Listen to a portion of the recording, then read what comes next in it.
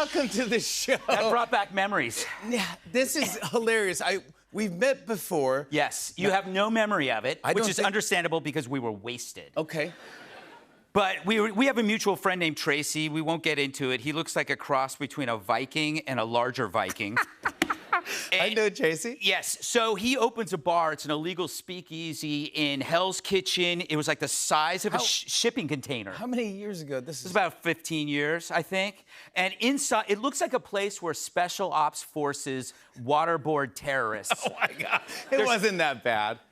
Dude. It was, actually. Dude, there was the bar. There was no bar. It was a cooler, like the kind you take to a beach. So we go in there, and there's a cooler. Dude, and you're not making this up. I totally know what you're talking about. Yes. Yes, you remember this. I think I remember bringing beer into the bar and then him charging me for my own beer. That's Tracy. That is Tracy. He is very cheap, but if you want somebody dead, he'll do it. But so I walk into this bar, and I'm with my friend Andy. We just got off shooting something, and I walk in, and I'm looking around. I go, what the hell have I got it into? And then I see you, and you look at me, and you have your eyes just kind of explode, and you run towards me, and you tackle me like you're like a giant golden retriever. You're like on top of me, and so we're wrestling. And then you change, and you start wrestling my buddy Andy. And you're wrestling him, and you guys get on the ground. You guys are now on the ground wrestling. And so I pull out a cigarette, I light a cigarette, and I'm smoking it, and you stop, and you come over to me, and you grab it, and you crinkle it, and you go, these things will kill you, and you threw it. And then I go, dude, I'm not rich. You're rich. I have to put, cigarettes are expensive in New York City. I yell, and all of a sudden your face changed, and you looked sad. And then you left. Yeah. Nice to see you. And then 5 minutes later, you come back with a fresh pack of Parliaments, and you hand them to me, and you go, here, and I go, that was really sweet. You want me to die. But then, so get this. So we're smoking and we're drinking. It's really weird. And then you go, hey, let's go to another bar. And so I go, okay, so we pile into the back of your car. It's a back seat. You got a driver. It's me, Andy, you, somebody else. I don't know. Who cares? Probably dead. We drive. But get this. The amazing thing about this is we drove, took a quick left, got out to another bar. It's the same building. We drove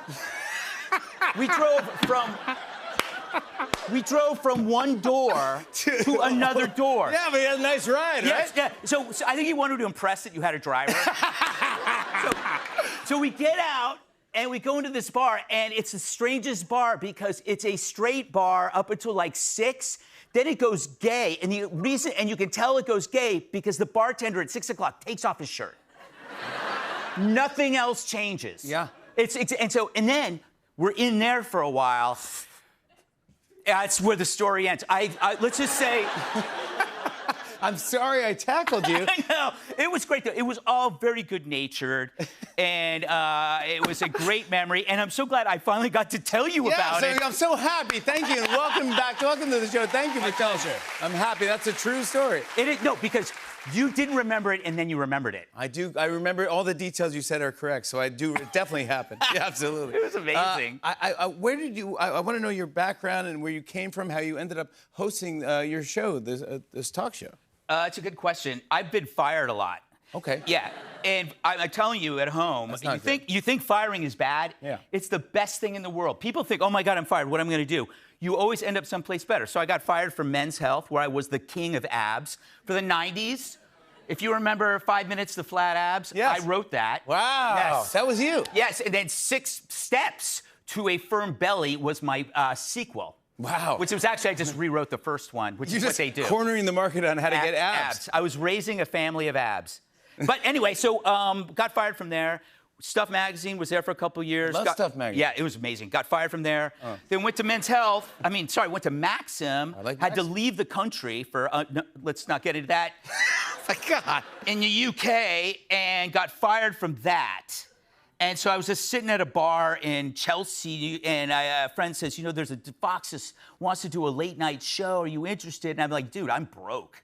So I will do anything. So they flew me over, and I started doing this show, Red Eye. Yeah, Red Eye. Yeah, and so I got there, and they said, I go, yeah, so we're gonna start rehearsing. And he goes, no, we're starting in 3 days. and we rehearsed in the green room. Everybody was drunk. Everybody was drunk, even the cameramen. And so, My God. it airs at 2 a.m. There you go. But they felt that it was too edgy for 2 a.m. What? So they moved it to 3. Who's watching TV at 2 2 a.m.? We did a focus group for 3 a.m. It's speed dealers and breastfeeders. Okay, all right. That's people need something to watch. See, and you know, if you need your speed and you need your baby fed, Yes. you watched my show. Exactly. Yeah. Good for you. And inmates, we get a lot of letters from inmates. That's right. They always want me to set them up with the guests. Like, is Janice Dean the weather machine free? I'll be out in February 2047. Your mom was actually a big part of the show. That is right. You actually named her a senior correspondent. Yeah, I called her senior correspondent because she's 80. Yeah. And you know what her job was? No. Her job was to watch Fox News. She would watch Fox News and tell me what was going on during the day. Yeah. And it was like she was always upset because all the women wore short skirts. That was her thing. She says, "I don't need to see their you-know-what." And I'm going, "Mom, other people do." But did she make for good TV, right? She's great. In fact, here's the weird thing. You know, when you're growing up, you don't want your friends to meet your parents. You're always embarrassed about it. I brought my friends over, and they loved her. And then there were times when I would come home, and my friends would already be there. Yes. They'd be in the backyard with my mom. I had that too. Yeah, my friends love my parents. Yes, and so they dumped me for my mom. So I realized at that point that she was good. Like she was no BS, and she was a supporter of everything I did, which is like your mom, and it's like it's a big deal, you know. And she saw Red Eye take off. She saw me on the 5. She didn't see me for the rest of the stuff, but that's probably well and good. No, You know. she's probably proud. Very, very proud of you. Congrats on everything Thanks. you've done. That's amazing. Thanks, it's buddy. good to have a supportive mom.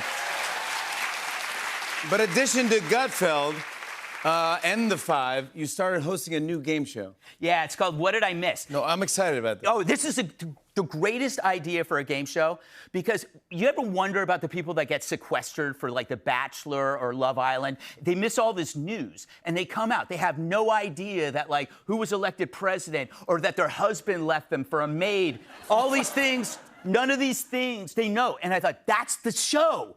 So we put people in a house upstate. It's like a house where a family goes missing. Very strange. They're up in the house. They have no idea what's going on. They have no phones, nothing. No, nothing. And then when they come out, we quiz them on the news, fake or false, fake or false. And with Trump, you can't tell. Because, like, for example, imagine somebody says to you, true or false, the president demands an annexation of Canada. Yeah. No. But it's Trump. Yes, it definitely happened. Yeah. That was wow. Yeah, it was. So it was an amazing show. The best part about this show is we didn't pay him anything. So get this: $25,000 for 100 days. If you work it out after taxes, they owe us money. Yeah, that's terrible. Yeah, it's funny because I think 25 grand was the prize money. In 1980, there was a show called the $25,000 Pyramid. Yeah. That's in 1980. You could get 25 grand for one puzzle. Yeah. We made him sit in a house for 100 days. No. For 25 That's grand. not right. But we did up it to 50, but I'm thinking about bringing it back down to 25. No, that is absolutely wrong. No, you got to up it more than 50. 50, no, you got to. What do you think? You got to do 100 at least. Yeah. 100 days? Yeah, 100 days. 100,000. They do get scale. I don't know what that is. I don't. I just think it's a great idea for a show. It is. It's going to be a challenge because you don't have. Well, Trump is going to make it. Whatever. You never know what he's going to do. Yeah, you never know. You don't even have to sequester people. Yes, exactly. Did this happen? You go, I have no. It's very possible that it is. Well, congrats. The series was picked up for another season. That's a big deal. Thank you, man. Keep creating. Keep making it. I want to show everyone a clip. Here's a peek at season 1 of What Did I Miss? Take a look at this. You've been here for how long? 45 days. So, whoa. Oh, dear. Wait a minute. I'm confused here. I was told there were 5 people. Yeah, one of them couldn't make it. She just couldn't take this? Couldn't take it away from her family so long. Like, we're literally here with nobody. Do any of you have any kids? How many kids? 4 kids. What is your wife thinking? She was glad for a little bit to get away. What's interesting about the cast is that they're remarkably sane. What happened? How did you find these people? Yeah, Greg Gutfeld, everybody. All episodes of What Did I Miss are streaming now on Fox Nation. We'll be right back with a performance from Good Charlotte. Stick around.